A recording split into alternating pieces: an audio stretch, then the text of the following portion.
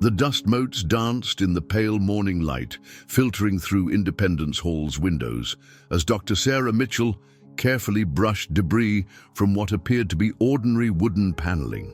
She had been working on this restoration project for 3 months, but today felt different. The wall seemed to whisper secrets as her gloved hands traced the grain of centuries-old wood. Something was wrong with this section. The measurements didn't match the architectural plans, and there was a hollow echo when she tapped the surface.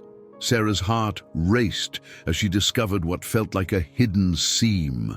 Her archaeological training kicked in, and she documented every step with meticulous photographs before carefully prying at the loose panel. The wood gave way with a reluctant groan, revealing a narrow space that hadn't seen daylight since the 18th century. The musty air that escaped carried the weight of history and something else, something that made her skin prickle with inexplicable unease. Inside the hidden compartment, wrapped in oiled leather that had somehow preserved it through centuries, lay an ornate hand mirror. Its silver surface was tarnished but unbroken, surrounded by an elaborate frame carved with symbols she didn't immediately recognize. Beside it rested a leather-bound journal, its pages yellowed with age, but remarkably intact. Sarah's breath caught as she noticed the distinctive handwriting on the cover. G. Washington, Private Reflections, not to be opened. As a historian specializing in colonial America, Sarah had seen thousands of documents from the period, but nothing had ever made her hands tremble like this. Washington's private thoughts, hidden away in the very building where he had helped birth a nation. The implications were staggering. She carefully lifted the mirror first, surprised by its weight and the warmth that seemed to emanate from the metal despite the cool morning air. The mirror's surface showed her reflection, but something was off. For just a moment, she could have sworn she saw someone else looking back. A figure in colonial dress with eyes full of profound sadness and fear. Sarah blinked hard, and her own face stared back, pale and wide-eyed. She attributed the vision to excitement and lack of sleep, but her hands still shook as she set the mirror aside. Opening Washington's journal felt like a violation of privacy, even after 2.5 centuries. The first entry was dated December 1776, written in the general's familiar hand, but with an urgency that differed from his usual measured prose. The mirror shows me things that have not yet come to pass, consequences of choices we have not yet made. I fear what future generations will think of us when they learn what we truly knew, what we chose to ignore, and what we chose to perpetuate for the sake of unity. Sarah's academic skepticism warred with growing excitement. Washington writing about visions and prophecies? It seemed impossible, yet the handwriting was authentic, and the paper and ink matched the period perfectly. She photographed several pages before her phone battery died, and she realized she had been working in the hidden alcove for over 4 hours without noticing the passage of time.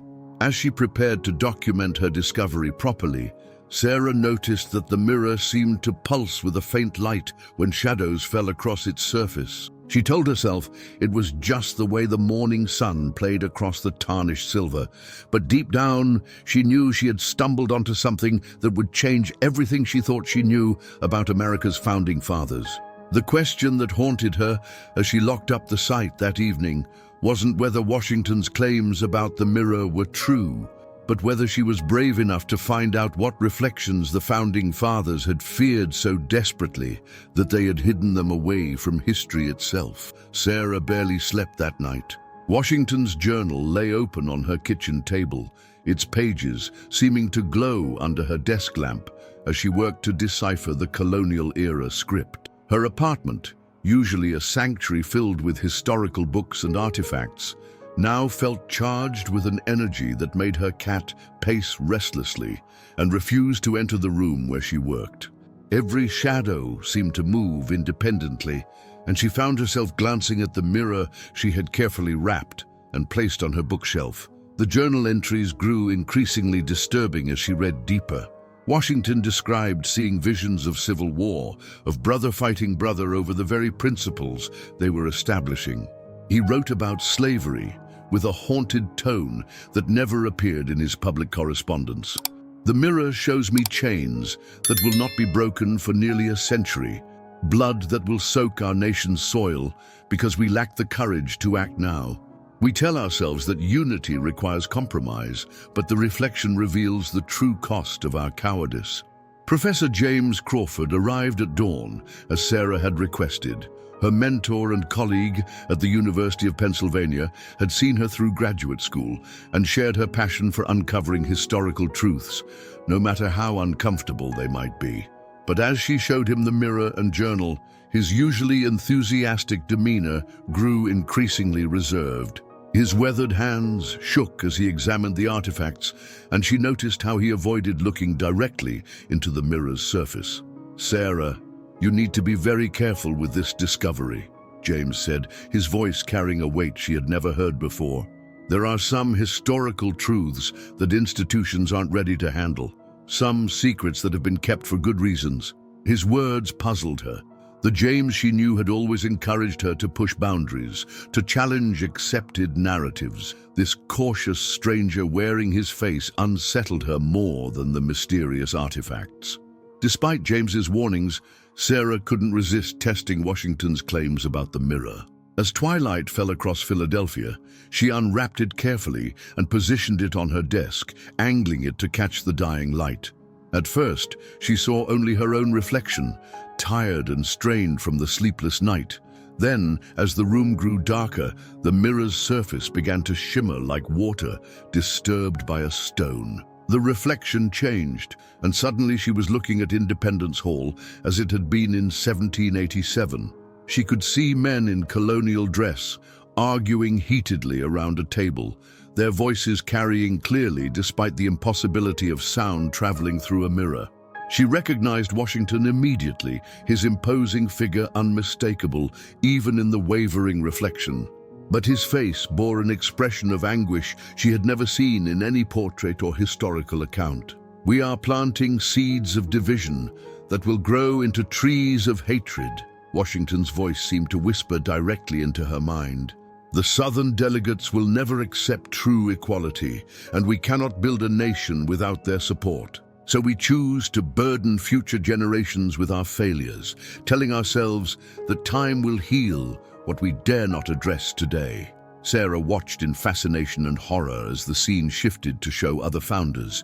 She saw Thomas Jefferson pacing frantically, his face twisted with guilt as he spoke words that would never appear in any history book. "My own children will live as slaves while I write about liberty. How can we speak of freedom when we perpetuate bondage? Yet without compromise, there will be no nation at all." The vision lasted only minutes, but Sarah felt drained when it ended, as if something had been pulled from her very essence. The mirror returned to showing her own reflection, but her face looked older, marked by the weight of knowledge she wasn't sure she wanted to possess. Washington's journal suddenly made terrifying sense.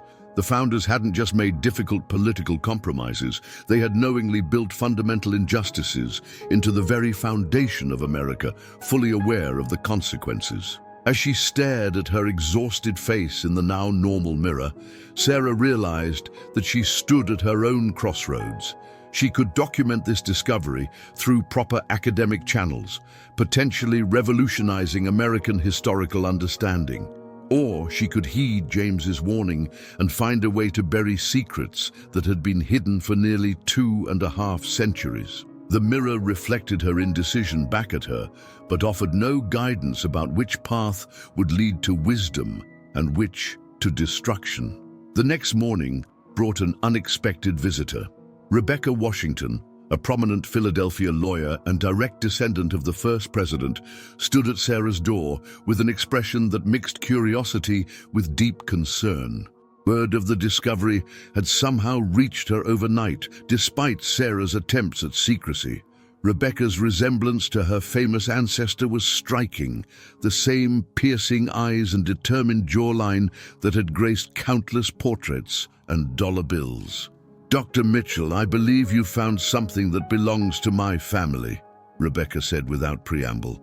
"Something that was meant to stay hidden."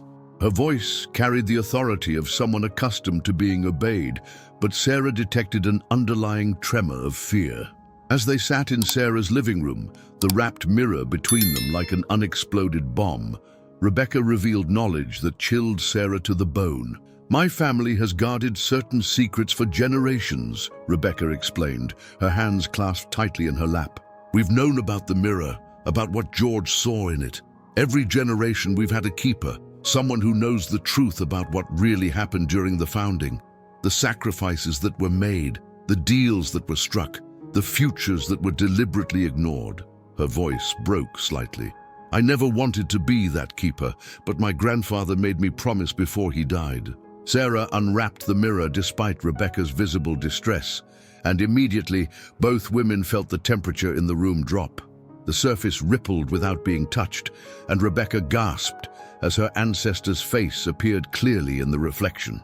Washington looked directly at them, his eyes filled with a sorrow that seemed to span centuries. When he spoke, his voice seemed to come from the mirror itself, hollow and echoing with the weight of time. "The choice we made in Philadelphia will echo through generations," Washington's reflection said, his gaze fixed on Rebecca with heartbreaking recognition. "We chose political expediency over moral courage. We told ourselves that a flawed union was better than no union at all, but we condemned millions to suffer for our compromises. The blood of future generations stains our hands, and we knew it even as we signed our names to documents that proclaimed liberty while ensuring bondage." The vision shifted to show a secret meeting Sarah had never read about in any historical document. The founders sat around a table covered with maps and census figures, discussing the 3/5 compromise not as a difficult moral decision, but as a calculated political maneuver. Their faces showed not the noble determination of legend, but the cold pragmatism of men willing to trade human dignity for political unity. "We could end slavery now," Jefferson's voice echoed from the mirror. "But the Southern states would never ratify the Constitution, so we choose to make it someone else's problem, someone else's war to fight. We plant the seeds of civil war and tell ourselves that future generations will be wiser than we are." The founders around the table nodded grimly, fully aware that their compromise would cost hundreds of thousands of lives decades later. Rebecca wept openly as she watched her ancestors struggle with decisions that would define America for centuries. "This is why the mirror was hidden," she whispered. "Not because the truth would destroy America's faith in its founders, but because it would show that they knew exactly what they were doing. They weren't naive idealists making difficult choices in impossible circumstances. They were calculating politicians who chose to burden the future rather than face the difficult battles of their present." As the vision faded, both women sat in stunned silence. The mirror had revealed not just historical secrets, but the deliberate nature of America's foundational sins. Sarah realized that her discovery wasn't just about correcting historical narratives. It was about confronting the reality that some of America's greatest heroes had knowingly built injustice into the very structure of the nation they claimed to love. The question now wasn't whether to reveal these truths, but whether America was strong enough to face the calculated nature of its founding compromises. Director Thompson arrived at Sarah's apartment that evening with two men in dark suits who never introduced themselves. His usual scholarly demeanor had been replaced by something harder, more authoritative. The head of the National Museum had always been supportive of Sarah's research, but the man standing in her doorway seemed like a stranger wearing Thompson's face. "Dr. Mitchell, I'm here to collect the artifacts you discovered," Thompson said, his voice leaving no room for negotiation. "This discovery poses significant risks to national security and historical stability. The mirror and journal need to be secured immediately." Behind him, the silent men surveyed her apartment with professional efficiency, noting every detail with the practiced eyes of people accustomed to acquiring things that others didn't want to give up. Sarah's phone had been ringing all day with calls from unknown numbers, and she noticed a black sedan parked across from her building that hadn't been there the day before. Someone had been watching her, tracking her movements since the discovery. The realization that powerful forces were already mobilizing to contain her find sent chills down her spine. Rebecca had warned her about this before leaving that morning, mentioning shadowy organizations that had protected certain historical secrets for generations. "I won't let you bury this," Sarah declared, surprising herself with her own boldness. The American people deserve to know the truth about their founders. Thompson's expression hardened, and she noticed how the men behind him shifted their positions slightly, blocking potential escape routes. The scholarly world she had always inhabited suddenly felt naive and protected compared to the realm of institutional power and carefully guarded secrets she was now confronting. The mirror, sensing the tension in the room, began to glow with an inner light that made everyone step back instinctively. Without warning, it projected a vision into the air above it, showing not the past, but a potential future. Sarah watched in horror as the reflection revealed modern America tearing itself apart over racial divisions that could have been resolved centuries earlier if the founders had shown courage instead of political calculation. "You see why this must remain hidden," Thompson said quietly, his voice now carrying genuine fear rather than authority. "Some truths are too dangerous for public consumption. The mirror doesn't just show what was. It shows what could be if people lose faith in the very foundations of their society." The vision shifted to show riots in the streets, the Constitution being burned by angry citizens who had learned too much about the calculated compromises of their heroes. But Sarah also saw another possibility in the mirror's reflection, an America that had faced its foundational sins honestly and emerged stronger. She watched a nation that had acknowledged the deliberate nature of its early compromises and had chosen to build something better on the ruins of comfortable myths. The mirror showed two potential Americas, one destroyed by truth and one redeemed by it. Rebecca burst through the door at that moment, her lawyer's training evident as she immediately began documenting everything with her phone camera. "This harassment stops now," she announced, her voice carrying the authority of someone with powerful connections. "Dr. Mitchell's discovery is protected under academic freedom laws, and any attempt to suppress it will result in legal action." The standoff had begun, with the mirror pulsing between them like a supernatural mediator, showing visions of possible futures that hinged on the choice they were about to make.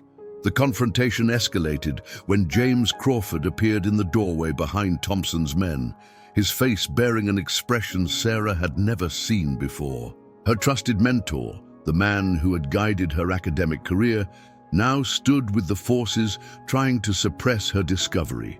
The betrayal hit harder than any physical blow, leaving her momentarily speechless as the full scope of the conspiracy became clear. "I'm sorry, Sarah," James said, his voice heavy with what seemed like genuine regret.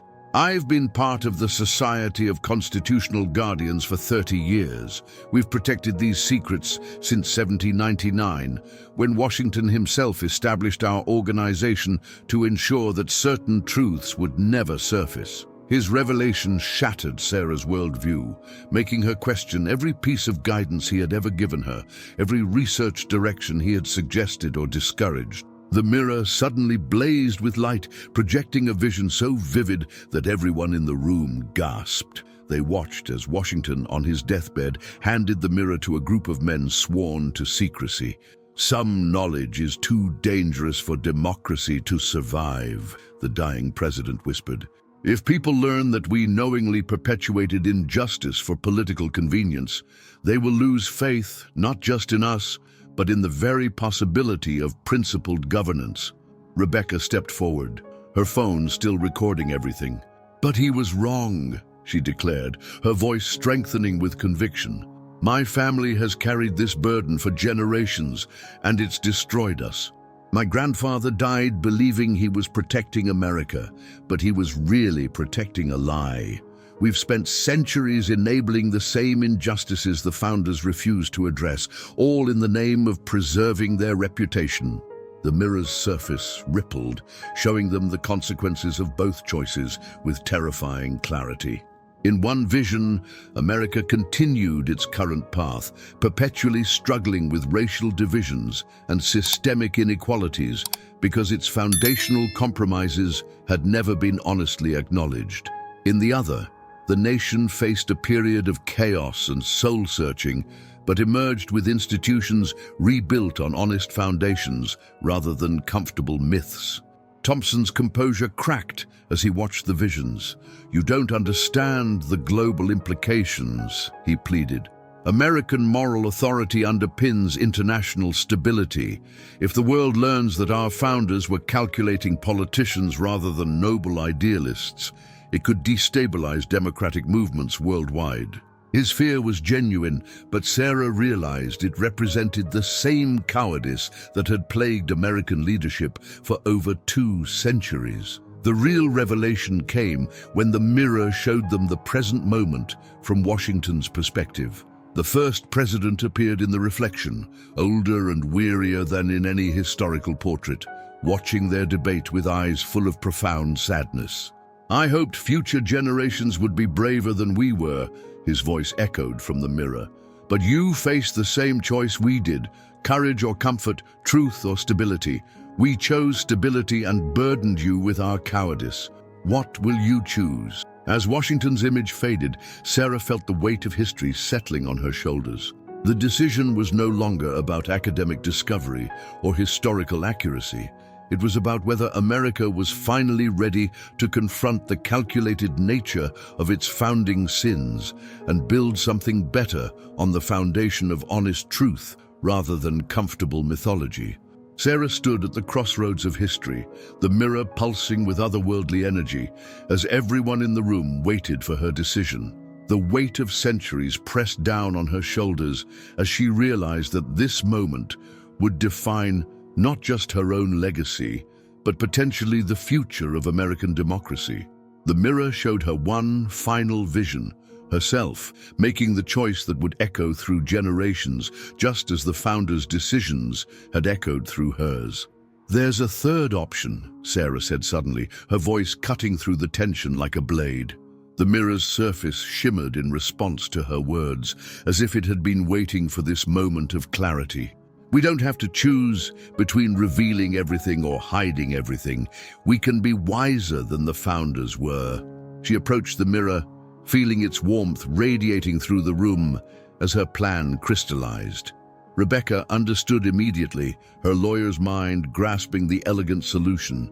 "Selective revelation," she whispered. "Use the mirror's power to influence how these truths emerge naturally, gradually, in ways that heal rather than destroy." The mirror pulsed brighter, showing them glimpses of a path forward that honored both truth and wisdom, avoiding the extremes of chaos and cowardice that had trapped previous generations. Thompson's men moved to stop her, but the mirror's energy created a barrier around Sarah that they couldn't penetrate. She placed her hands on the ancient glass, feeling Washington's presence merging with her own consciousness. Through the mirror, she could see the threads of history stretching out before her, showing how carefully timed revelations could reshape American understanding without destroying American faith. James stepped forward, his face transformed by sudden understanding. "The society was wrong," he admitted, tears streaming down his cheeks. "We've been perpetuating the same cowardice that created the problem in the first place. Sarah, use the mirror wisely. Be the generation that finally has the courage we couldn't find." His betrayal transformed into redemption as he chose truth over institutional loyalty. Working together, Sarah and Rebecca channeled the mirror's power to plant seeds of truth that would grow organically through academic research, artistic expression, and historical re-examination.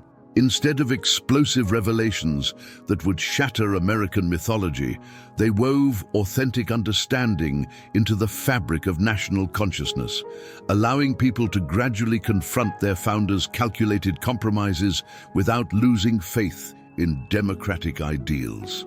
As dawn broke over Philadelphia, the mirror's glow faded, its purpose finally fulfilled. Washington's reflection appeared one last time, his face peaceful for the first time in centuries. "You have found the courage we lacked," he said, his voice filled with gratitude and relief. "America will finally have the honest foundation it deserves." The mirror cracked and dissolved into sparkling dust that scattered on the morning breeze, its work complete. Sarah stood in her apartment, forever changed by her encounter with history's most carefully guarded secrets. She had chosen wisdom over sensation, healing over revenge, truth over comfort, but most importantly, she had chosen the future over the past. The real revolution had not been fought with muskets and cannons, but with courage and wisdom, finally breaking the chains of inherited cowardice that had bound America to its foundational sins for over 2 centuries.